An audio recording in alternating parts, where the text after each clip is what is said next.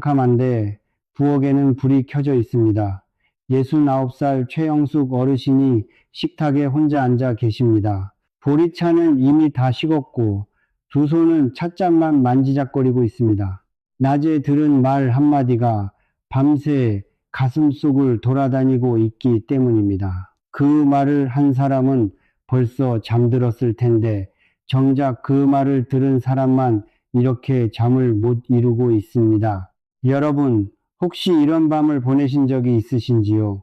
몸은 피곤해서 눕고 싶은데 마음이 자꾸 지나간 말을 꺼내서 되새기게 만드는 밤말입니다. 오늘 낮에 말 한마디, 10년 전의 일 한 가지, 자식 걱정, 남과 비교하는 마음, 그리고 나 자신을 나무라는 쏘갯말까지 밤이 되면 이것들이 줄지어 찾아옵니다.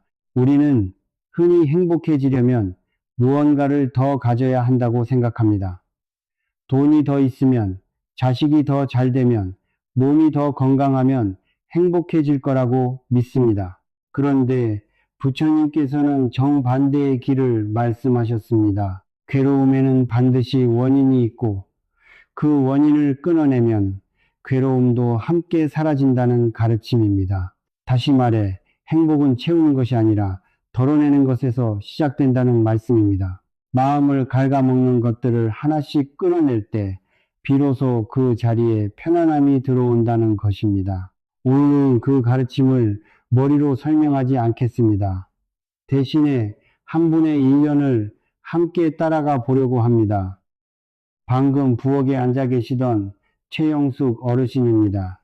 이분이 어떻게 마음을 갉아먹던 5가지 짐을 알아차리고 그것을 하나씩 내려놓게 되었는지, 그리고 그 과정에서 어떤 오래된 지혜와 놀라운 연구 결과들을 만나게 되었는지 처음부터 끝까지 보여드리겠습니다.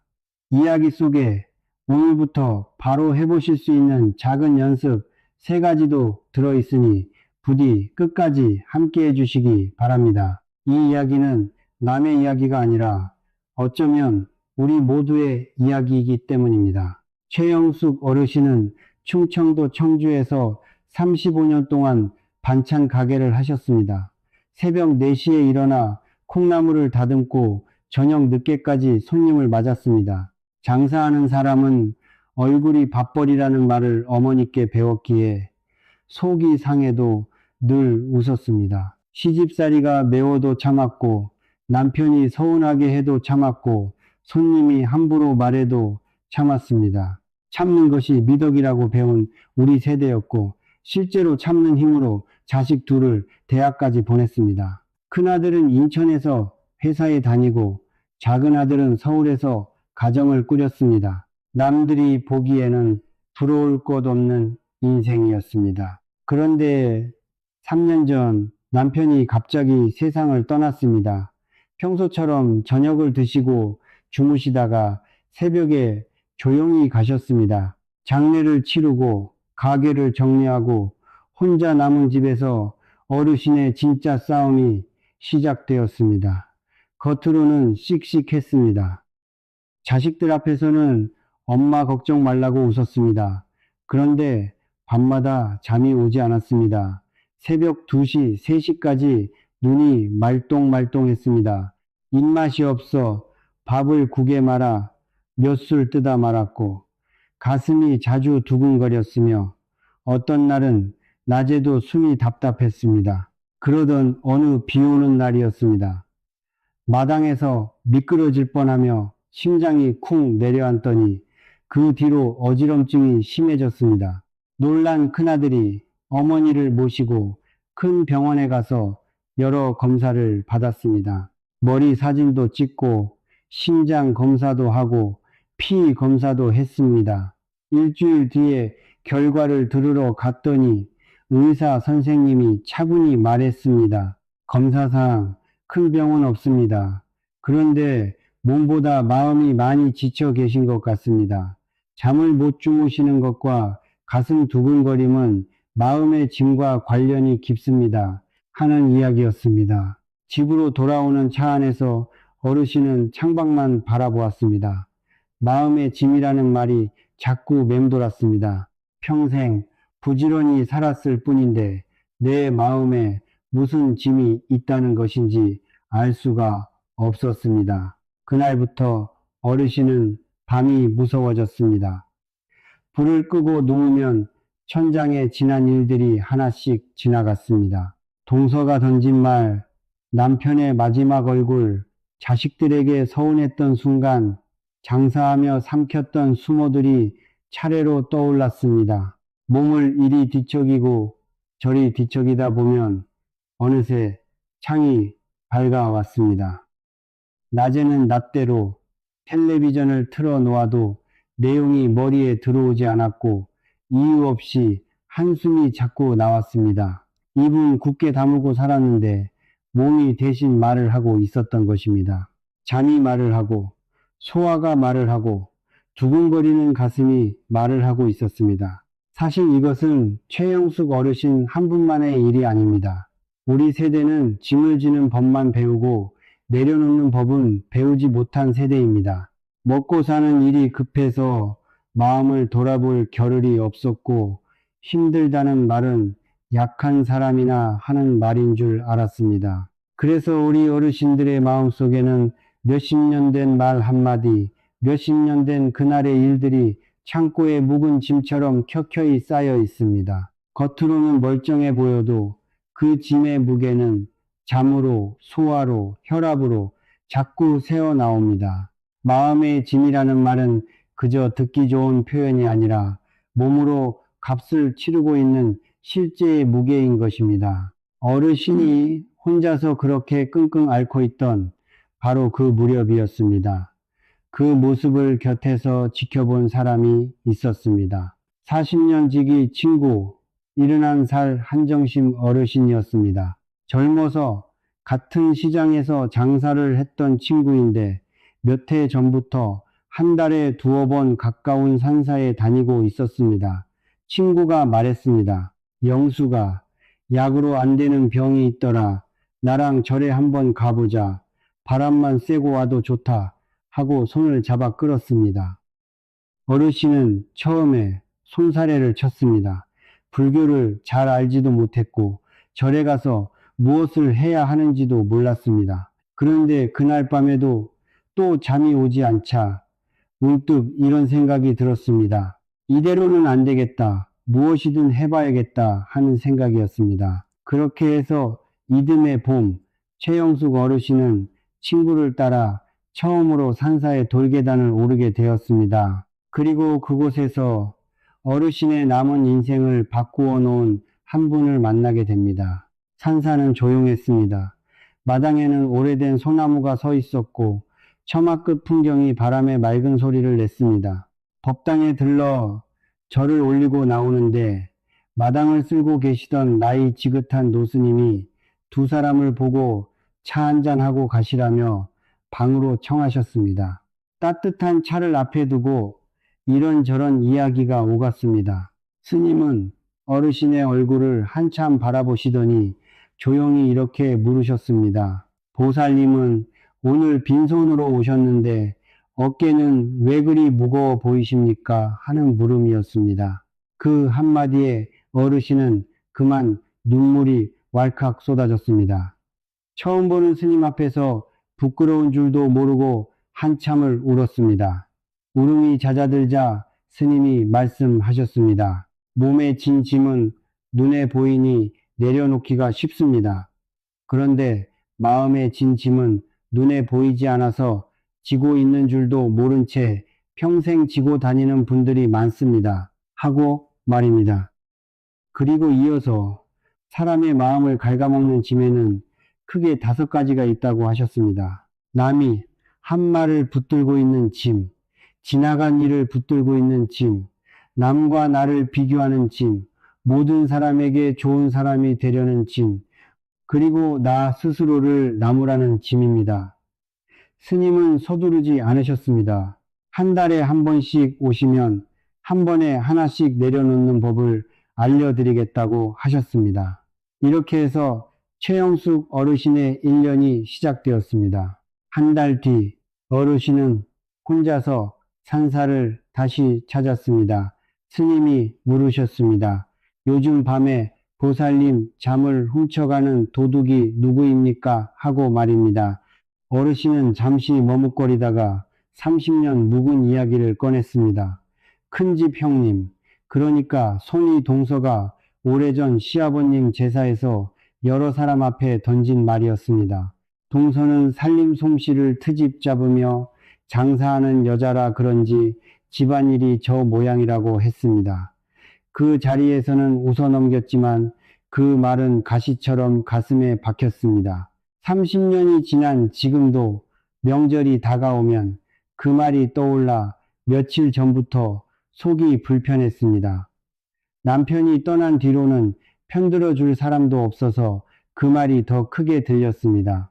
이야기를 다 들으신 스님은 뜻밖의 말씀을 하셨습니다. 보살님, 그 말은 30년 전에 딱 한 번 날아온 화살입니다. 그런데 그 화살을 30년 동안 매일 다시 쏜 사람은 누구입니까? 하는 말씀이었습니다. 어르신이 어리둥절해 하자 스님은 부처님의 오래된 가르침 하나를 들려주셨습니다. 부처님께서 제자들에게 이렇게 물으신 적이 있습니다. 몸에 화살을 한 대 맞은 사람이 이어서 두 번째 화살을 또 맞는다면 얼마나 더 아프겠는가 하는 물음이었습니다. 그리고 이렇게 가르치셨습니다. 살다 보면 첫 번째 화살은 누구나 맞는다. 아픈 일, 서운한 말, 뜻대로 안 되는 일은 피할 수 없다. 그러나 지혜로운 사람은 두 번째 화살은 맞지 않는다. 첫 화살을 붙들고 원망하고 곱씹으며 스스로 쏘는 화살이 바로 두 번째 화살이다 하는 가르침입니다. 스님은 조용히 덧붙이셨습니다. 동서가 쏜 화살은 하나였지만 그 말을 10,000번 되새겼다면 10,000대의 화살을 스스로에게 쏜 셈입니다. 상처를 준 사람은 저쪽인데 정작 병드는 것은 이쪽 마음입니다. 하는 말씀이었습니다. 그러면서 비유를 하나 더 들려주셨습니다. 남을 미워하는 마음을 품는 것은 뜨거운 숫덩이를 맨손에 쥐고서 저 사람에게 던지겠다고 벼르는 것과 같습니다. 던지기도 전에 먼저 대는 것은 결국 내 손입니다. 하는 비유였습니다. 어르신은 그 말을 듣는 순간 가슴이 서늘해졌습니다. 30년 동안 숫덩이를 쥐고 산 사람이 바로 자신이었기 때문입니다. 스님은 여기서 잠시 말을 멈추고 창밖의 소나무를 바라보셨습니다. 그리고 요즘 의학이 밝혀낸 이야기를 덧붙이셨습니다.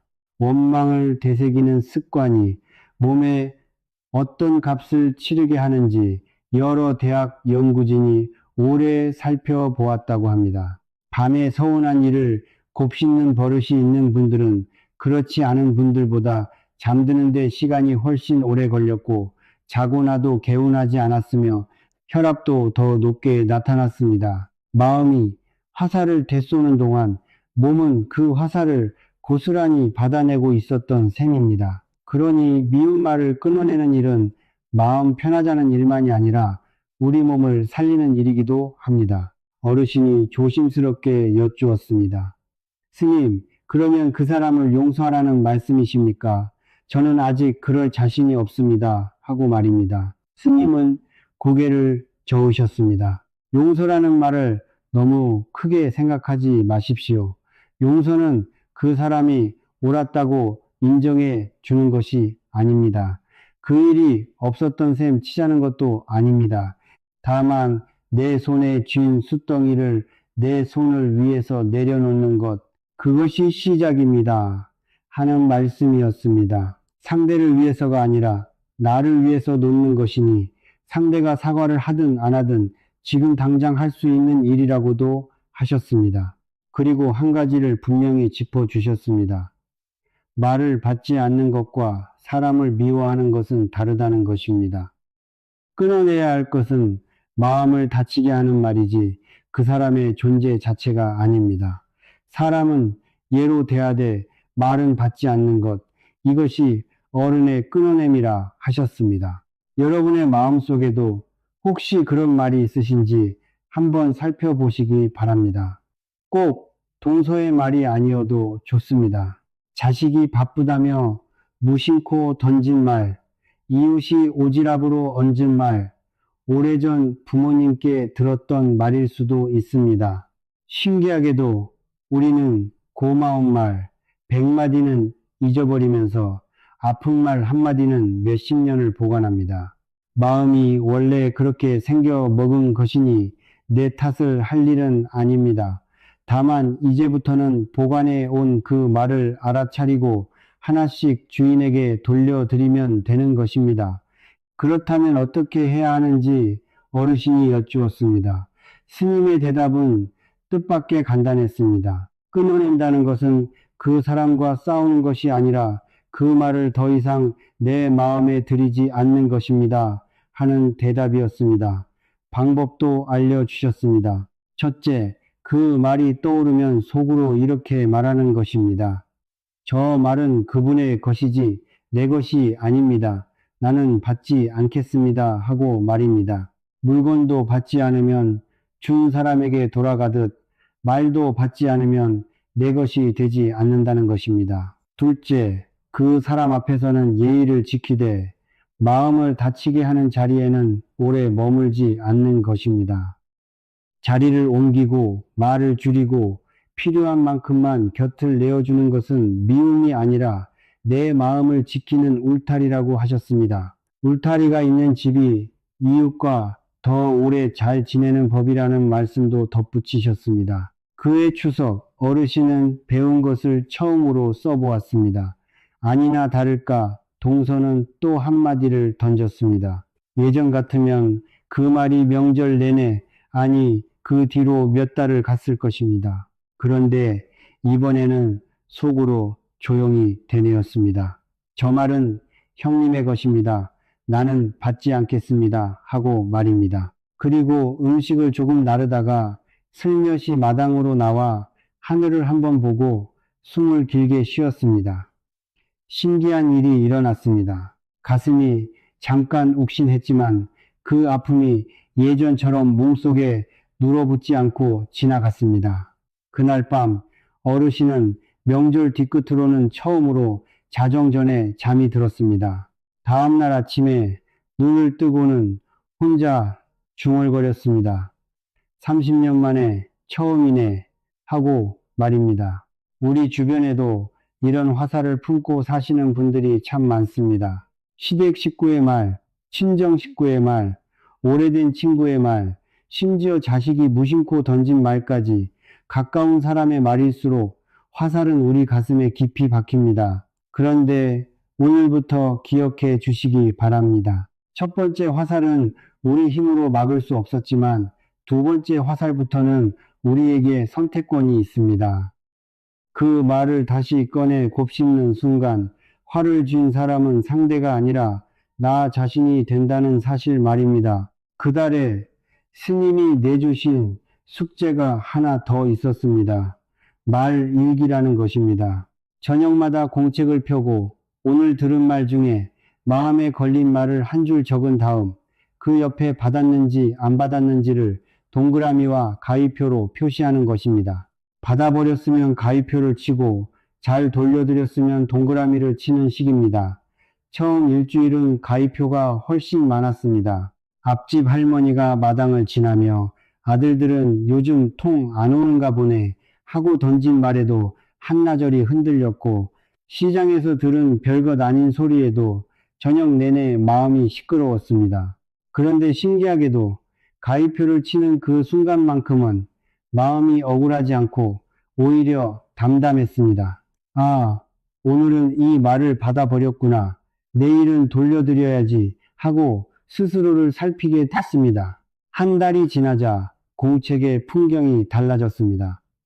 동그라미가 하나둘 늘더니 나중에는 적을 말 자체가 줄었습니다. 똑같은 말들이 여전히 날아오는데 마음에 걸리는 말이 줄어든 것입니다. 스님은 그 공책을 보시고 이렇게 말씀하셨습니다. 우리 마음을 살펴봐 주는 것만으로도 스스로 자라는 아이와 같습니다. 혼내지 않고 지켜만 봐도 아이가 철이 들듯 마음도 철이 듭니다. 하는 말씀이었습니다. 앞집 할머니와의 사이도 오히려 좋아졌습니다. 예전에는 그 참견이 미워서 마주치면 대면대면 했는데 말을 안 받게 되니 미움이 줄었고, 미움이 줄자 그 할머니가 사실은 적적해서 말을 붙이는 것이 보였습니다. 어느 날 어르신은 부침개를 부쳐 앞집에 한 접시 건넸습니다. 말은 돌려드리고 정은 건네드린 셈입니다. 우리가 끊어내야 할 것은 사람이 아니라 화살이라는 스님의 말씀이 이런 것이구나 싶었습니다. 여기서 우리 모두 한 가지를 기억해 두면 좋겠습니다. 말을 받지 않는 연습은 하루아침에 되는 것이 아니라 이렇게 공책 한 권을 채우며 익어가는 것입니다. 오늘 실패했다고 나무랄 일이 아니라 가위표 하나 치고 내일 다시 하면 되는 일입니다. 30년 쌓인 버릇이 한 달 만에 반쯤 풀렸으니 이만하면 수지 맞는 장사라고 어르신은 웃으며 말합니다.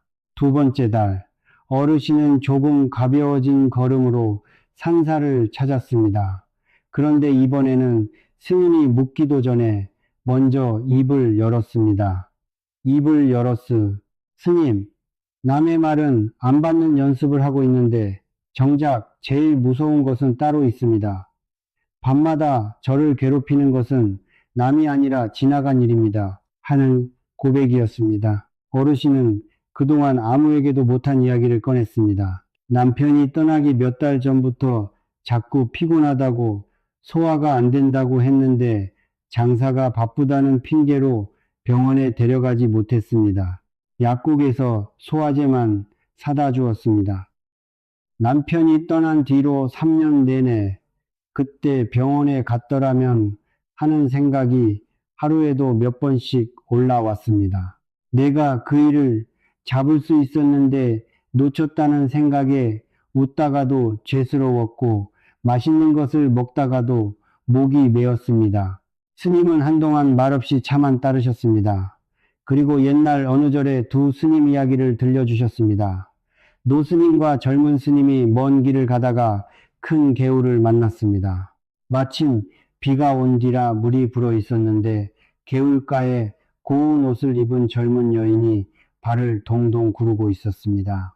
노스님은 잠시 생각하더니 여인을 등에 업고 개울을 건너 건너편에 내려주고는 아무 일 없었다는 듯 다시 길을 걸었습니다. 그런데 젊은 스님은 그 모습이 내내 마음에 걸렸습니다. 수행자가 어찌 여인을 업을 수 있는가 싶어 한나절 내내 속으로 끙끙거리다가 해질 무렵에 결국 따져 물었습니다. 스님, 아까 어찌 그러실 수 있습니까? 하고 말입니다. 그러자 노스님이 빙그레 웃으며 대답했습니다. 나는 그 여인을 개울가에 내려놓고 왔는데 자네는 아직도 업고 있었는가 하는 대답이었습니다. 이야기를 마친 스님이 어르신에게 물으셨습니다. 보살님은 지금 무엇을 업고 계십니까? 하고 말입니다. 어르신은 대답하지 못하고 고개만 숙였습니다. 스님이 말씀하셨습니다. 부군을 아끼던 마음은 귀한 것입니다. 그러나 3년 전에 그날은 이미 지나간 개울입니다. 우리가 아무리 자책해도 그 개울로 다시 돌아가 그분을 업어올 수는 없습니다. 자책은 사랑이 아니라 자신에게 쏘는 두 번째 화살일 뿐입니다. 하는 말씀이었습니다. 그리고 부처님의 또 다른 비유를 들려주셨습니다. 어떤 사람이 길을 가다 큰 강을 만나 나뭇가지를 엮어 뗏목을 만들어 무사히 강을 건넜습니다. 그 사람이 뗏목이 고맙다고 해서 그 무거운 뗏목을 머리에 이고 남은 길을 간다면 그것이 지혜로운 일이겠는가 하고 부처님께서 물으셨습니다. 강을 건넜으면 뗏목은 강가에 두고 가는 것이 지혜입니다. 스님은 이렇게 풀어주셨습니다. 지나온 세월은 우리를 여기까지 건네준 뗏목입니다. 고생도 실수도 후회스러운 그날도 다 우리를 오늘까지 실어온 뗏목입니다. 고마워할 수는 있어도 이고 다닐 일은 아닙니다. 하는 풀이었습니다. 세상 모든 것은 흘러가고 변한다는 것, 지나간 것은 이미 없는 것이라는 부처님의 근본 가르침도 이때 처음 배웠습니다. 스님은 숙제도 하나 내주셨습니다. 집에 돌아가면 부군의 사진 앞에 앉아 마음에 있는 말을 소리내어 다 하라는 것이었습니다. 미안하다는 말도 고마웠다는 말도 원망도 그리움도 다 꺼내놓고 마지막에는 꼭 이렇게 맺으라고 하셨습니다. 여보, 그날 일은 이제 개울가에 내려놓겠습니다. 대신 남은 날을 잘 살아서 그 목까지 살겠습니다. 하고 말입니다. 어르신은 그날 밤 사진 앞에서 2시간을 울었습니다. 그런데 이상하게도 울고 난 뒤에 마음은 무너진 것이 아니라 씻긴 것 같았습니다. 그 뒤로도 후회가 아주 없어진 것은 아니었습니다. 다만 그 생각이 올라올 때마다 속으로 내려놓고 왔습니다. 하고 한마디 하면 생각이 예전처럼 며칠씩 머물지 않고 지나갔습니다. 그 무렵 스님이 일러주신 말씀 중에 어르신이 두고두고 곱씹은 것이 하나 있습니다. 후회에는 2가지가 섞여 있다는 말씀입니다. 하나는 배움이고 하나는 벌입니다. 그날 일에서 배울 것은 배우되 스스로에게 내리는 벌은 이제 그만두라는 것입니다.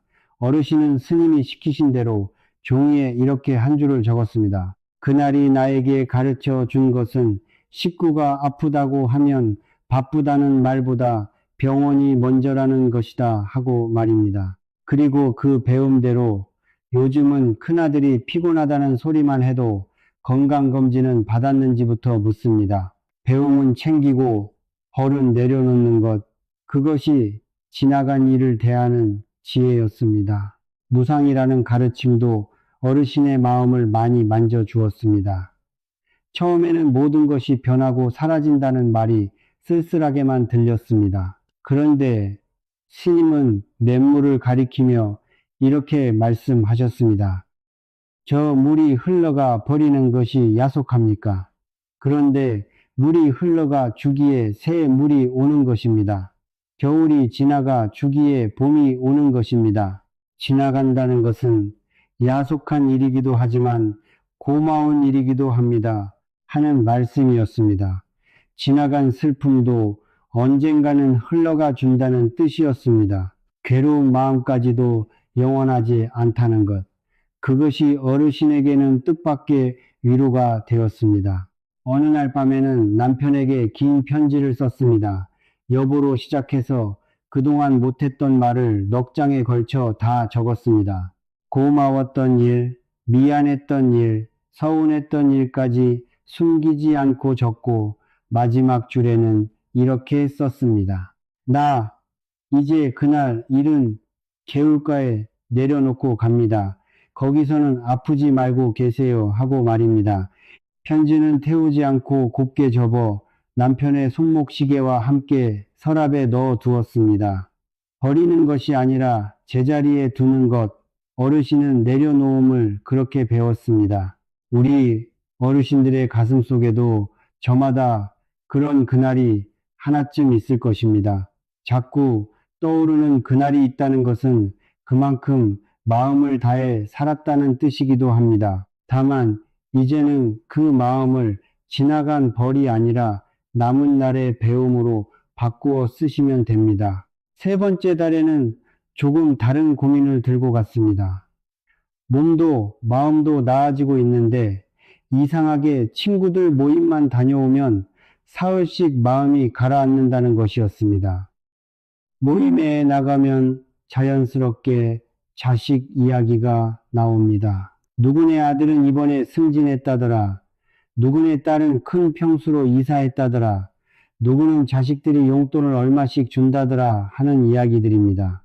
듣고 있으면 우리 아들들이 부족한 것도 아닌데 집에 오는 길에 자꾸 비교가 되고 심지어 세상을 떠난 남편까지 원망스러워졌습니다. 요즘은 우리 손안에 휴대전화까지 한 몫을 했습니다. 전화기 속에는 온통 남의 좋은 순간만 모여 있어서 들여다보고 나면 내 삶만 초라해 보였습니다. 스님은 고개를 끄덕이시며 그것이 세 번째 짐, 비교하는 마음이라고 하셨습니다. 그리고 부처님께서 말씀하신 8가지 바람 이야기를 들려주셨습니다. 세상에는 8가지 바람이 분다고 하셨습니다. 얻는 바람과 잃는 바람, 칭찬하는 바람과 비난하는 바람, 높여주는 바람과 깎아내리는 바람, 즐거움의 바람과 괴로움의 바람입니다. 이 8바람은 잘난 사람에게도 불고 못난 사람에게도 불며 부자에게도 불고 가난한 이에게도 됩니다. 바람 자체를 막을 수는 없습니다. 다만 부처님께서는 지혜로운 사람은 큰 바위와 같아서 어떤 바람에도 흔들리지 않는다고 하셨습니다. 남의 어둠을 보고 흔들리고 남의 칭찬을 듣고 흔들리면 우리는 평생 바람 부는 대로 이리저리 쓸려다니게 됩니다. 여기서 스님은 재미있는 이야기를 하나 보태셨습니다. 요즘 학자들이 연구해 보니 부처님 말씀이 그대로 맞더라는 것입니다. 미국 하버드 대학교에서는 80년이 넘도록 724명의 인생을 청년 시절부터 끝까지 추적한 유명한 연구가 있습니다. 사람을 건강하고 행복하게 만드는 것이 무엇인지 평생을 두고 살펴본 것입니다. 결과는 뜻밖이었습니다. 행복하게 만드는 것이 재산의 크기도 명예도 남보다 잘 나가는 것도 아니었습니다. 나이 들어서의 건강과 행복을 가장 잘 지켜준 것은 곁에 있는 사람들과의 따뜻한 관계였습니다. 쉽게 말해 남의 아파트 평수가 아니라 내 곁에 정다운 얼굴들이 우리 노후를 지켜준다는 것입니다. 어르신은 그 말을 듣고 모인 친구들의 얼굴을 떠올렸습니다. 비교의 대상으로 보면 하나같이 부러움의 씨앗이었는데 관계로 보면 하나같이 40년을 함께 걸어온 고마운 사람들이었습니다. 그날 산사에서 내려오는 버스 안에서 어르신은 친구 한정심에게 8가지 바람 이야기를 그대로 전해주었습니다. 그런데 뜻밖에도 친구가 창밖을 보며 한참 말이 없더니 낮은 목소리로 이렇게 고백했습니다. 영수가, 사실은 나도 그렇다. 나는 모임에서 웃고 떠들어도 집에 오면 우리 집 형편이랑 자꾸 견주게 되더라. 절에 다닌 지 몇 해가 되어도 그 마음이 제일 안 없어지더라 하는 고백이었습니다. 어르신은 그 말에 코끝이 찡했습니다. 다들 겉으로는 아무렇지 않아 보여도 속으로는 저마다 같은 바람을 맞으며 흔들리고 있었던 것입니다. 두 사람은 그날 버스에서 약속을 하나 했습니다. 앞으로 모임에서 누가 자랑을 하면 속으로 견주는 대신 그 집에 좋은 일이 있어 다행이다 하고 한번 빌어주자는 약속이었습니다. 부러움을 축원으로 바꾸는 연습이었습니다. 8가지 바람은 나이가 들수록 모양을 바꾸어 굽니다. 젊어서는 승진과 월급의 바람이더니 이제는 자식 잘된 이야기의 바람이 됩니다. 누구는 아직도 등산을 다닌다더라 하는 건강 자랑의 바람도 불고 누구네는 연금이 얼마라더라 하는 살림살이의 바람도 됩니다. 바람은 문틈으로도 들어오니 아예 안 맞을 수는 없습니다. 다만 바람이 분다고 매번 문을 활짝 열고 온몸으로 맞을 일도 아닙니다. 바위처럼 흔들리지 않는다는 것은 바람이 부는 줄도 모르는 목석이 되라는 말이 아니라 바람이 부는구나 하고 알아차리면서도 뿌리째 뽑히지는 않는 것입니다. 부러움이 올라오면 아, 지금 바람이 부는구나 하고 속으로 한마디 하는 것만으로도 흔들림이 절반으로 줄어듭니다. 이름을 붙이는 순간 바람은 나를 흔드는 힘을 잃기 때문입니다. 스님은 비교를 끊는 자리에 심을 것이 하나 더 있다고 하셨습니다. 바로 우리 곁에 관계를 돌보는 일입니다.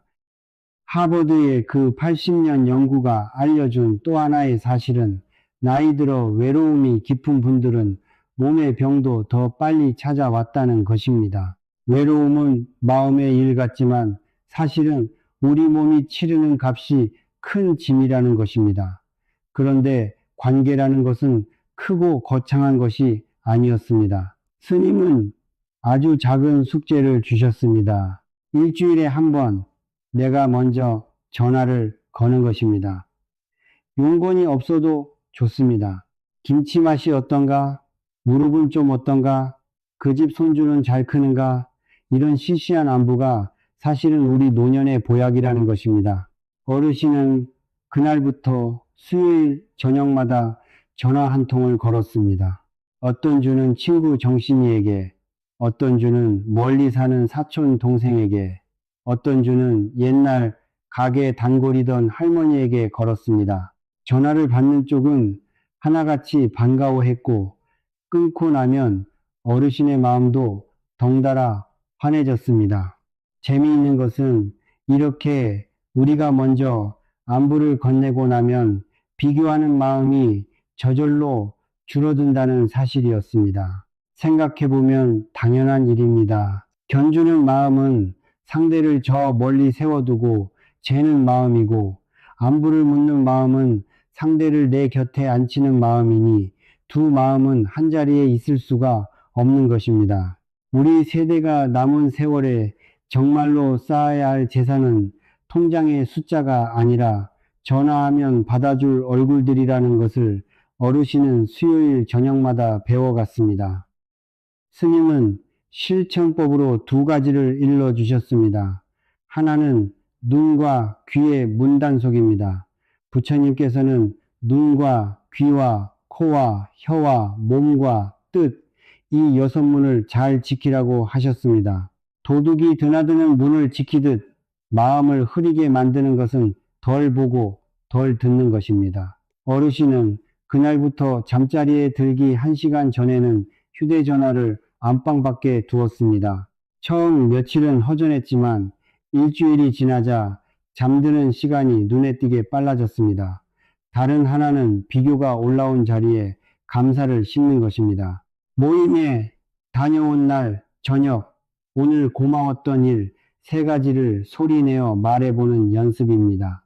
순댓국이 따뜻했던 것, 친구가 내 건강을 물어봐 준 것, 버스가 마침 바로 온 것, 이렇게 사소한 것일수록 좋다고 하셨습니다. 비교는 남의 밭을 새는 일이고 감사는 내 밭을 새는 일인데, 남의 밭을 새는 동안 내 밭은 늘 묵는다는 말씀이 어르신의 가슴에 오래 남았습니다. 4번째 달이 되었을 때 어르신은 몸살 기운을 안고 산사에 왔습니다. 스님이 얼굴을 보시고는 이번 달에는 보살님이 짐을 새로 지고 오셨구먼요 하고 웃으셨습니다. 사연은 이랬습니다. 마을 분녀회에서 가을 김장 행사에 총무를 맡아달라고 했습니다. 사실 어르신은 무릎도 시원치 않고 마음 공부에 시간을 쓰고 싶어서 내키지 않았습니다. 그런데 거절하는 말이 차마 입에서 떨어지지 않았습니다. 평생 그랬습니다. 반찬 가게를 할 때도 외상을 거절 못해 떼인 돈이 적지 않았고, 친척들 부탁, 이웃들 부탁, 자식들 부탁까지 싫다는 말을 못해서 몸이 2개라도 모자라게 살았습니다. 거절하면 저 사람이 서운해할 텐데, 사람들이 나를 야박하다고 할 텐데 하는 생각이 먼저 들었기 때문입니다. 스님은 남쪽 나라에서 원숭이를 잡는 방법 이야기를 들려주셨습니다. 사냥꾼들은 목이 좁은 항아리에 원숭이가 좋아하는 곡식을 넣어 나무에 묶어둡니다. 원숭이가 손을 넣어 곡식을 한 움큼 쥐면 주먹이 커져서 좁은 항아리 목을 빠져나오지 못합니다. 사냥꾼이 다가와도 원숭이는 도망가지 못합니다. 손만 펴면 언제든 자유로워질 수 있는데 쥔 것을 놓지 못해서 잡히고 마는 것입니다. 스님이 물으셨습니다. 보살님이 평생 놓지 못하고 움켜쥔 곡식은 무엇입니까? 하고 말입니다. 어르신은 한참 만에 대답했습니다. 좋은 사람이라는 소리인 것 같습니다. 하고 말입니다. 스님은 고개를 끄덕이셨습니다. 착한 것이 잘못이 아니라 모든 사람에게 좋은 사람이 되려는 마음이 항아리 속의 곡식이라는 것입니다. 그리고 아주 오래된 경전의 한 구절을 들려주셨습니다. 예나 지금이나 비난을 받지 않는 사람은 이 세상에 없다는 말씀입니다. 말이 많으면 말이 많다고 비난받고, 말이 적으면 속을 모르겠다고 비난받고, 알맞게 말해도 재미없다고 비난받는 것이 사람의 이이라 하셨습니다. 부처님처럼 온전한 분조차 살아계실 때 갖은 비난과 모함을 받으셨습니다. 그러니 모든 사람의 마음에 드는 일은 애초에 사람이 할 수 있는 일이 아니라는 것입니다. 그 불가능한 일을 목표로 삼는 순간 우리 삶은 남의 표정을 살피는 종살이가 되고 맙니다. 스님은 자비에도 지혜가 함께해야 한다고 하셨습니다. 내 등잔에 기름을 다 부어 남의 방만 밝히면 결국 두 방이 다 어두워지는 법입니다. 나를 지키는 것은 이기심이 아니라 오래도록 남을 도울 수 있는 미천을 지키는 일이라는 말씀이었습니다. 거절하는 법도 배웠습니다. 스님은 세 마디면 충분하다고 하셨습니다. 먼저 고마움을 말하고, 다음에 사정을 짧게 말하고, 마지막에 내가 할 수 있는 만큼을 말하는 것입니다. 길게 변명할수록 마음만 흔들리니 짧고 따뜻하게 하라 하셨습니다. 어르신은 집에 돌아와 사흘을 연습한 끝에 부녀 회장에게 전화를 걸었습니다. 회장님, 저를 생각해 주셔서 참 고맙습니다. 그런데 제가 요즘 무릎이 안 좋아서 총무일은 어렵겠습니다. 대신 김장하는 날 가서 양념 버무리는 일은 거들겠습니다. 하고 말했습니다. 전화를 끊고 나서 어르신은 가슴이 두근거려 한참을 앉아 있었습니다. 그런데 하늘이 무너지는 일은 일어나지 않았습니다. 부녀 회장은 알겠다며 오히려 무릎 걱정을 해주었고, 김장날 어르신이 양념을 버무리자 다들 반가워했습니다. 평생 처음 해본 거절이 생각보다 훨씬 부드럽게 지나간 것입니다. 그날 어르신은 일기장에 이렇게 적었습니다. 주먹을 폈더니 항아리에서 손이 빠졌다 하고 말입니다. 이 대목에서 스님이 하신 말씀은 어쩌면 우리 세대의 어머니들 모두에게 드리는 말씀이었습니다. 평생 새벽밥을 지어 식구를 먹이고 내 몫은 늘 맨 나중이었던 분들, 아파도 아프다는 말을 못하고 서운해도 서운하다는 말을 못하고 살아오신 분들 말입니다. 그렇게 남 먼저 살아온 세월은 부끄러운 것이 아니라 훈장 같은 것입니다. 다만 스님은 그 훈장을 달고도 이제는 순서를 바꿀 때가 되었다고 하셨습니다. 비행기에서도 위급할 때는 어른이 먼저 숨을 쉬어야 아이를 도울 수 있다고 안내합니다. 내가 먼저 숨을 쉬는 것은 아이를 버리는 것이 아니라 아이를 지키는 순서인 것입니다. 우리네 정문화에서는 거절이 꼭 정을 끊는 일처럼 느껴집니다. 그래서 거절 못하는 병은 사실 정이 많은 분들이 걸리는 병입니다. 그런데 스님은 거절에도 예의가 있으면 정은 상하지 않는다고 하셨습니다. 정말로 정을 상하게 하는 것은 마지못해 들어주고 나서 쌓이는 서운함과 몸이 상한 뒤에 터지는 원망이라는 것입니다. 억지로 100번 들어주고 속으로 원망하는 것보다 10번을 들어주더라도 기쁜 마음으로 들어주는 것이 서로에게 훨씬 따뜻한 일입니다. 자식들 부탁도 마찬가지였습니다. 그해 겨울 서울 사는 작은 아들 내외가 김장김치를 부탁해 왔고 비슷한 때에 큰아들 내는 손주를 몇 주만 봐달라고 했습니다. 예전 같으면 두 말 없이 다 떠안고 몸살이 났을 것입니다. 이번에 어르신은 배운 대로 했습니다. 김치는 담가주마. 그런데 무거운 절인 배추 나르는 일은 너희가 와서 거들어라. 손주는 낮 동안은 봐주마. 그런데 밤잠은 이 할미 무릎이 힘들어서 어렵겠다 하고 할 수 있는 만큼을 분명히 말했습니다. 자식들은 서운해하기는커녕 어머니가 편찮으신 데를 이제야 말해주셨다며 오히려 미안해했습니다. 부모가 끝까지 참기만 하면 자식은 부모의 힘든 줄을 모릅니다. 할 수 있는 만큼을 말해주는 것이 자식을 철들게 하는 길이기도 했던 것입니다. 여러분도 부탁을 받거든 다 들어주는 것과 다 거절하는 것 사이에 할 수 있는 만큼이라는 넓은 길이 있다는 것을 기억하시기 바랍니다. 다섯 번째 달의 이야기는 어쩌면 가장 깊은 곳에 있던 짐이었습니다. 남의 말도 덜 받게 되었고 지난 일도 많이 내려놓았고 비교도 줄었고 거절도 해보았는데 그래도 문득문득 마음이 어두워지는 순간이 있었습니다. 가만히 살펴보니 그럴 때마다 마음속에서 어떤 목소리가 들렸습니다. 네가 그렇지 뭐, 네가 부족해서 그래, 너 때문에 일이 이렇게 됐어 하는 목소리였습니다. 남편이 떠난 것도, 자식들이 자주 못 오는 것도, 장사하며 서운했던 일들도 그 목소리는 모두 어르신 탓으로 돌렸습니다. 남이 우리에게 하면 서운해서 못 견딜 말을 정작 자기 자신에게는 하루에도 몇 번씩 하고 있었던 것입니다. 이 이야기를 들은 스님은 이번에는 어느 왕과 왕비의 이야기를 들려주셨습니다. 옛날에 어느 왕이 왕비에게 물었습니다. 그대는 이 세상에서 누가 가장 사랑스러운가 하고 말입니다. 왕은 당연히 자신이라는 대답을 기대했습니다. 그런데 왕비는 곰곰이 생각한 끝에 아무리 살펴보아도 저 자신보다 더 사랑스러운 이는 없습니다 하고 솔직하게 답했습니다. 왕이 가만히 생각해 보니 자신도 마찬가지였습니다.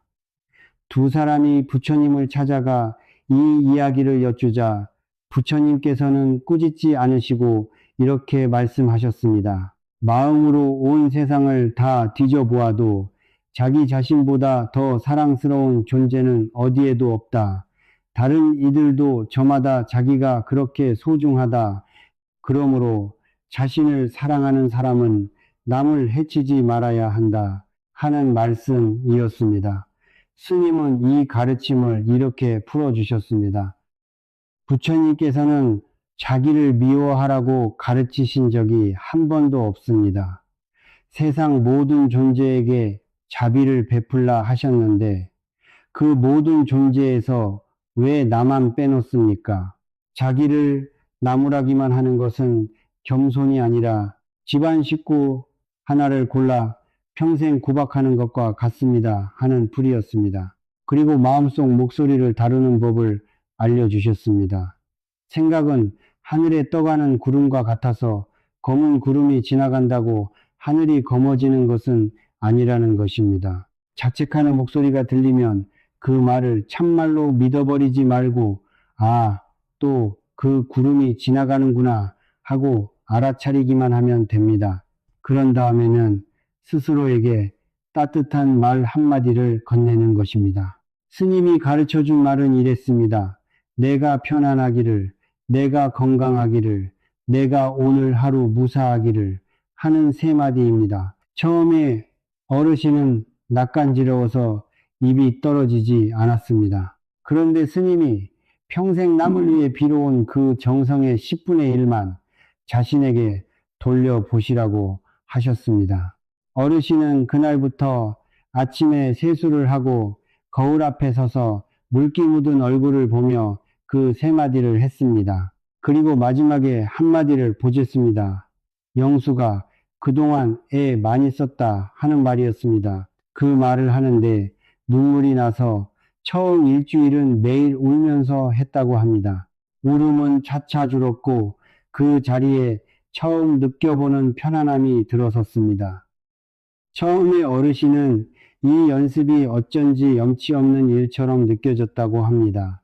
나만 편하자고 비는 것 같아서 말입니다. 그런데 스님은 정반대라고 하셨습니다. 자기를 구박하는 마음은 사람을 지치게 해서 결국 남에게 나눠줄 힘까지 바닥나게 만듭니다. 반대로 자기에게 너그러운 마음은 곳간을 채우는 일이라 곳간이 차면 저절로 이웃과 나누게 됩니다. 실제로 어르신은 아침마다 거울 앞에서 그 세 마디를 하고 나면 하루 종일 한숨이 눈에 띄게 줄었고 늘 올라가 있던 어깨가 스르르 내려오는 것을 느꼈습니다. 마음이 저를 그만 때리니 몸이 먼저 알고 풀어진 것입니다. 익숙해진 다음에는 스님이 순서를 하나 더 얹어주셨습니다. 나를 위해 빌고 나면 그 다음에는 얼굴들을 하나씩 떠올리며 같은 말을 빌어주는 것입니다. 먼저 자식들과 손주, 다음에는 고마운 친구 정심이, 다음에는 그저 덤덤한 이웃들, 그리고 맨 마지막에 마음이 내킬 때만 그 동서까지입니다. 스님은 미운 사람 차례에서 억지로 하지는 말라고 하셨습니다. 마음에 없는 축원은 안 하느니만 못하니 언젠가 저절로 될 때까지 기다리면 된다는 것입니다. 어르신은 몇 달이 지난 어느 날 문득 동서의 이름에서도 말이 막히지 않는 자신을 발견하고 스스로 놀랐습니다. 형님도 편안하시기를 하는 말이 처음으로 진심에서 나온 날 30년 묵은 응어리가 한 겹 더 녹아내렸습니다. 남을 위해서 시작한 일이 아닌데 결국 남에게까지 흘러간 것입니다. 우리 마음의 셈이란 원래 그렇습니다. 제 셈이 마르면 한 바가지도 못 나누지만 제 셈이 차오르면 넘치는 물은 막아도 흘러갑니다. 6번째 달 스님은 이렇게 말씀하셨습니다. 이제 5가지 짐이 무엇인지 아셨으니 오늘부터는 날마다 하는 청소법을 알려드리겠습니다. 마당은 한 번 쓸었다고 끝이 아니라 날마다 쓸어야 하듯 마음도 날마다 쓸어야 합니다 하는 말씀이었습니다. 그러면서 3가지 숙제를 내주셨습니다. 돈이 한 푼도 들지 않고 배우는데 5분이면 되고 어디서나 할 수서 있는 것들이었습니다. 여러분도 오늘 밤부터 바로 해보실 수 있으니 이 대목만큼은 꼭 기억해 두시기 바랍니다. 첫 번째 숙제는 아침 저녁 10번의 숨입니다. 방법은 이렇습니다. 아침에 눈을 뜨면 일어나 앉기 전에 그리고 밤에 자리에 누워 불을 끄고 나서 숨을 10번 세는 것입니다. 코로 천천히 들이쉬면서 속으로 하나, 내쉬면서 둘, 이렇게 10가지 셉니다. 들이쉬는 숨은 서너 박자, 내쉬는 숨은 그보다 조금 길게 5-6박자로 합니다. 숨을 쉬는 동안 코끝에 드나드는 바람의 느낌에만 마음을 둡니다. 도중에 걱정이나 잡생각이 끼어들면 잘못된 것이 아니니 나무라지 말고 아, 생각이 왔구나 하고 알아차린 뒤 다시 하나부터 세면 됩니다. 스님은 이것을 마음의 대비라고 부르셨습니다. 생각의 물살이 아무리 세도 숨이라는 뎁을 내리면 마음이 떠내려가지 않는다는 것입니다. 실제로 여러 대학병원 연구에서도 이렇게 숨을 천천히 고르는 연습을 꾸준히 한 분들은 잠드는 시간이 빨라지고 혈압이 내려가는 결과가 확인되고 있습니다. 약처럼 삼키는 것이 아니라 우리 몸에 원래 있던 약을 꺼내 쓰는 것이라 부작용도 없습니다. 2번째 숙제는 하루에 하나 내려놓기입니다. 매일 저녁 잠자리에 들기 전에 오늘 내 마음을 무겁게 한 것 하나를 골라 소리내어 이렇게 말하는 것입니다. 오늘은 이것을 내려놓습니다 하고 말입니다. 낮에 들은 서운한 말이어도 좋고 오래된 후회여도 좋고 안 쓰는 물건 하나여도 좋습니다. 마음속으로만 생각하는 것과 입 밖으로 소리 내는 것은 하늘과 땅 차이라고 스님은 강조하셨습니다. 혼잣말이 쑥스러우면 종이에 적어서 서랍에 넣는 것도 좋다고 하셨습니다. 중요한 것은 크기가 아니라 횟수입니다. 바위를 한 번에 옮기려 하지 말고 자갈을 매일 하나씩 덜어내는 것입니다. 한 달이면 30개, 1년이면 300개가 넘는 자갈이 마음에서 빠져나갑니다. 3번째 숙제는 마음의 문지기 세우기입니다. 옛날 성문에는 문지기가 있어서 들어오는 사람에게 어디서 온 누구인지 물었습니다. 우리 마음의 문에도 문지기를 세우라는 것입니다. 방법은 물음 하나면 됩니다. 무엇이든 마음에 들이기 전에 이것이 내 마음을 맑게 하는가, 흐리게 하는가 하고 한번 물어보는 것입니다. 저녁 늦게 보는 험한 소식, 남의 흉을 보는 자리, 자식에 대한 지나친 걱정, 잠자리에서 들여다보는 전화기, 이런 것들이 문 앞에 왔을 때 문지기가 한 번 묻기만 해도 절반은 걸러진다는 것입니다. 특히 걱정에 대해서 스님은 귀한 이야기를 하나 들려주셨습니다. 미국 펜실베이니아 주립대학 연구진이 걱정이 유난히 많은 사람들에게 한 달 가까이 자기 걱정을 전부 적게 하고 그 걱정들이 실제로 일어났는지를 끝까지 확인한 연구가 있습니다. 결과가 놀라웠습니다. 적어낸 걱정 가운데 91%가 넘는 걱정이 실제로는 일어나지 않았습니다. 게다가 실제로 일어난 나머지 걱정들도 셋 중 하나는 걱정했던 것보다 결과가 오히려 나았습니다. 우리를 밤새 뒤척이게 만든 걱정 10가지 중에서 진짜 손님은 한 명뿐이고 9은 헛손님이었던 셈입니다. 문지기가 물어야 할 이유가 여기에 있습니다. 이 이야기를 듣고 어르신은 뜨끔했습니다. 어르신의 문 앞에 가장 자주 오는 손님이 바로 자식 걱정이었기 때문입니다. 밤에 아들이 전화를 안 받으면 회식인가 보다 하면 될 일을 혹시 무슨 일이 난 것은 아닌가 하는 데까지 생각이 내달렸습니다. 뉴스에서 무슨 소식이라도 본 날이면 상상은 더 멀리까지 갔습니다. 스님은 그 마음을 나무라지 않으셨습니다. 부모의 걱정은 사랑이 있는 옷이라 아주 벗을 수는 없다고 하셨습니다. 다만 걱정에게 안방을 내주지는 말라 하셨습니다. 방법은 걱정을 축원으로 바꾸는 것입니다. 혹시 사고라도 났으면 어쩌나 하는 생각이 오면 그 자리에서 말을 바꾸어 우리 아들 오늘도 무사히 다니게 하소서 하고 비는 것입니다. 걱정은 마음을 갉아먹지만 같은 사랑으로 하는 축원은 마음을 데워줍니다. 들어오는 재료는 똑같은 사랑인데 걱정으로 끓이면 애가 타고 축원으로 끓이면 마음이 놓이니 어느 솥에 끓일지는 우리가 고를 수 있다는 것입니다. 그리고 걱정이 유난히 끈질긴 나를 위해 스님은 오래된 지혜 한 줄을 주셨습니다. 내일 일은 내일의 몫으로 두고 우리는 오늘 하루만 사는 것입니다. 부처님께서도 지나간 것을 뜯지 말고 오지 않은 것을 미리 당겨오지 말며 다만 오늘 지금 여기에 일을 잘 보라고 가르치셨습니다. 어르신은 이 말씀을 부엌 벽에 붙여 두었습니다. 오늘 하루만 이라고 쓴 종이입니다. 걱정이 몰려오는 밤이면 그 종이를 한번 보고 20번 세고 우리 식구들 오늘 하루 무사했으니 되었다 하고 하루를 접었습니다. 그렇게 하루씩만 접다 보니 한 달이 접히고 계절이 접혔습니다. 스님은 마지막으로 이렇게 당부하셨습니다. 3가지를 한꺼번에 다 잘하려고 하지 마십시오. 첫 숙제 하나만이라도 2주만 해보십시오.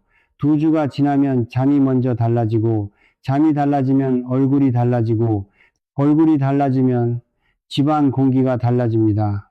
하는 당부였습니다. 어르신은 그 말씀대로 했습니다.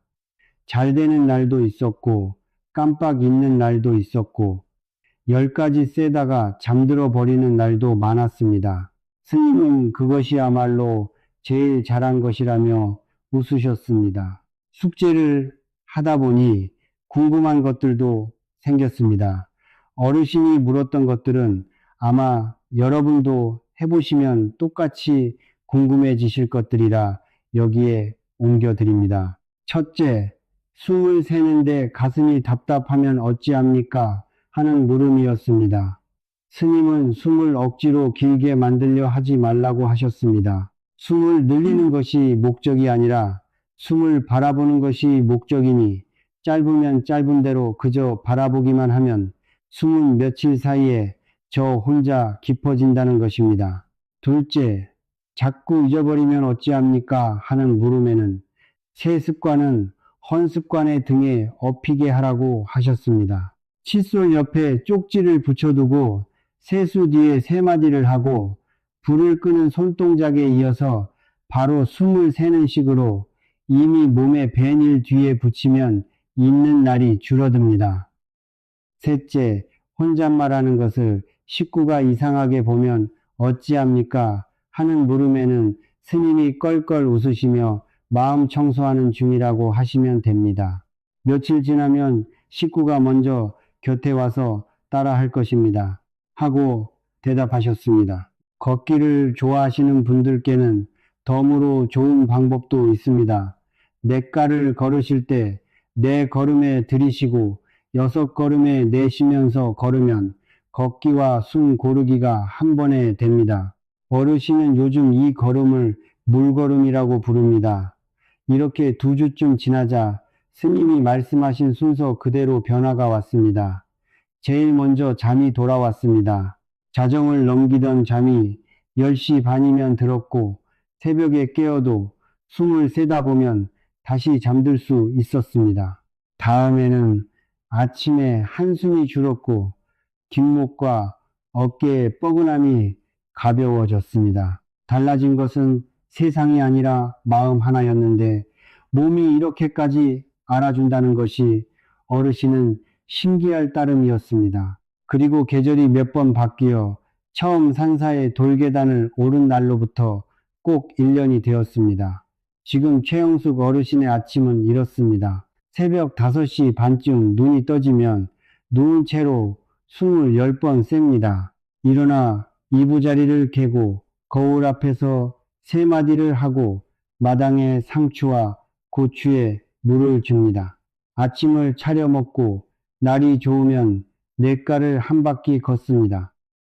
명절에 동서를 만나면 여전히 한마디씩 듣지만 이제는 그 말이 마음에 며칠씩 묵지 않습니다. 자다가 남편 생각이 나면 원망이나 자책 대신 여보, 나는 잘 지내요. 그 목까지 잘 살고 있어요. 하고 속으로 인사를 건넵니다. 지난 설에는 큰아들이 어머니를 물끄러미 보다가 이렇게 말했습니다. 어머니, 요즘 얼굴이 참 편안해 보이세요. 무슨 좋은 일 있으세요? 하고 말입니다. 어르신은 웃으며 좋은 일이 생긴 게 아니라 무거운 걸 좀 내려놨다 하고 대답했습니다. 초등학생 손녀는 요즘 할머니와 영상통화하는 것을 좋아합니다. 할머니가 잘 웃고 자기 이야기를 끝까지 들어주기 때문입니다. 아이들은 귀신같이 압니다. 마음이 무거운 어른 곁은 저도 모르게 피하고 마음이 가벼운 어른 곁에는 저절로 모여듭니다. 어르신이 1년 동안 내려놓은 것은 5가지 짐이었는데 얻은 것은 잠과 웃음과 손녀의 전화였습니다. 여기까지가 최영숙 어르신의 1년이었습니다. 이야기를 따라오시는 동안 어쩌면 여러분의 마음속에도 낯익은 장면들이 스쳐 지나갔을 것입니다. 우리에게도 저마다의 동서가 있고 저마다의 그날이 있고 저마다의 모임과 부탁과 소갯말이 있기 때문입니다. 5가지 짐이 다 있는 분도 계실 것이고 1~2가지가 유난히 무거운 분도 계실 것입니다. 무엇이 되었든 괜찮습니다. 짐을 알아본 것만으로도 절반은 내려놓은 것이라고 스님은 말씀하셨습니다. 등에 진 것이 무엇인지 모를 때는 무게에 눌려 살지만 그것의 이름을 아는 순간부터 우리는 지고 갈지 내려놓을지 고를 수 있는 사람이 되기 때문입니다. 지난달 어르신은 산사에서 스님과 마지막 차를 나누며 이런 질문을 받았습니다. 보살님, 만약 5년 전에 보살님을 만날 수 있다면 무슨 말을 해주고 싶으십니까? 하는 질문이었습니다. 어르신은 한참을 생각하다가 천천히 이렇게 대답했습니다. 영수가, 너는 지금 5가지 짐을 지고 있는데 그걸 모르고 있다 하고 말해주고 싶습니다. 첫째, 남이 던진 말을 30년째 내 손으로 다시 쏘고 있다. 첫 번째 화살은 어쩔 수 없어도 2번째 화살은 안 맞아도 된다. 저 말은 그 사람의 것입니다. 하고 돌려드려라. 둘째, 지나간 개울에서 아직도 나오지 못하고 있다. 후회는 사랑이 아니다. 그날의 일은 개울가에 내려놓고 그 사람 목까지 오늘을 살아라. 셋째, 남의 밭만 새느라 내 밭을 묵히고 있다. 8가지 바람은 누구에게나 분다. 부러움이 올라오거든 그 자리에 고마운 일 3가지를 심어라. 넷째, 모든 사람에게 좋은 사람이 되려고 항아리 속 곡식을 움켜쥐고 있다. 주먹만 펴면 손은 빠진다. 고맙다는 말과 함께 할 수 있는 만큼만 하겠다고 말해도 하늘은 무너지지 않는다. 다섯째, 남에게는 못할 모진 말을 너 자신에게 하고 있다. 온 세상을 뒤져도 너보다 사랑스러운 사람은 없다고 부처님께서 말씀하셨다. 아침마다 거울 보고 애 많이 썼다고 말해 주어라. 그리고 매일 아침 저녁으로 숨을 10번 세고 하루에 하나씩 내려놓고 마음의 문 앞에 문지기를 세워라. 이 3가지만 하면 나머지는 저절로 된다 하고 일러주고 싶습니다. 스님은 그 대답을 들으시고 이제 보살님이 저보다 낫습니다 하며 크게 웃으셨습니다. 그리고 헤어지기 전에 어르신에게 이 이야기를 혼자만 알지 말고 같은 짐을 지고 계신 분들께 나누어 드리라고 하셨습니다. 그래서 어르신이 여러분께 꼭 전해달라고 부탁한 말이 있습니다. 저처럼 참는 것만 잘하며 평생을 살아오신 분들께 말씀드리고 싶습니다. 우리는 안 무너지려고 참았는데 참기만 하다가 마음이 먼저 무너지는 줄은 몰랐습니다. 끊어낸다는 것은 모진 일이 아니었습니다. 남을 미워하는 일도 아니었습니다. 내 마음 하나 지키는 울타리를 두르는 일이었고 그 울타리 덕분에 오히려 사람들을 더 오래 더 따뜻하게 대할 수 있게 되었습니다. 나이가 들어서 늦었다고 생각하지 마시기 바랍니다. 저는 69에 시작했습니다. 마음의 짐은 지고 온 세월과 상관없이 내려놓는 그 순간부터 가벼워졌습니다. 한다고 그리고 한 말씀만 더 드리고 싶습니다. 지금까지 참아오신 세월을 부디 스스로 낮추지 마시기 바랍니다. 그 참을성이 있었기에 자식들이 자랐고 집안이 섰습니다. 다만 그 시절에 필요했던 참을성이 지금의 우리에게는 더 이상 같은 모양으로 필요하지 않을 뿐입니다. 젊어서는 지는 것이 일이었다면 이제부터는 내려놓는 것이 일입니다. 오늘 다 내려놓으실 필요도 없습니다. 저도 5가지를 1년에 걸쳐 하나씩 배웠습니다. 여러분은 오늘 그 중에 딱 하나, 제일 무거운 것 하나만 고르시면 됩니다. 여러분, 오늘 이야기를 여기까지 들어주셔서 참으로 고맙습니다. 혹시 지금 마음에 걸리는 얼굴이나 말이나 지나간 일이 하나 떠오르셨다면 그것이 바로 여러분의 첫 번째 자갈입니다. 오늘 밤 자리에 누우시기 전에 숨을 10번 세시고 소리내어 한번 말씀해 보시기 바랍니다. 오늘은 이것을 내려놓습니다 하고 말입니다. 그 한 번이 시작입니다. 행복은 멀리서 구해오는 것이 아니라 무거운 것을 하나 내려놓은 바로 그 자리에서 피어납니다. 오늘 말씀이 마음에 와닿으셨다면 구독과 좋아요를 눌러주시기 바랍니다. 그러면 마음의 짐을 혼자 지고 계신 더 많은 분들께 이 이야기가 전해질 수 있습니다. 그리고 댓글에 여러분이 오늘 내려놓고 싶은 것 한 가지를 남겨주시면 서로에게 큰 위로와 힘이 될 것입니다. 우리 함께 하나씩 내려놓으면서 남은 날들을 더 가볍고 더 따뜻하게 걸어갔으면 좋겠습니다. 다음에 또 좋은 이야기로 찾아뵙겠습니다. 오늘 밤에는 부디 2번째 화살 없이 10번의 숨과 함께 편안히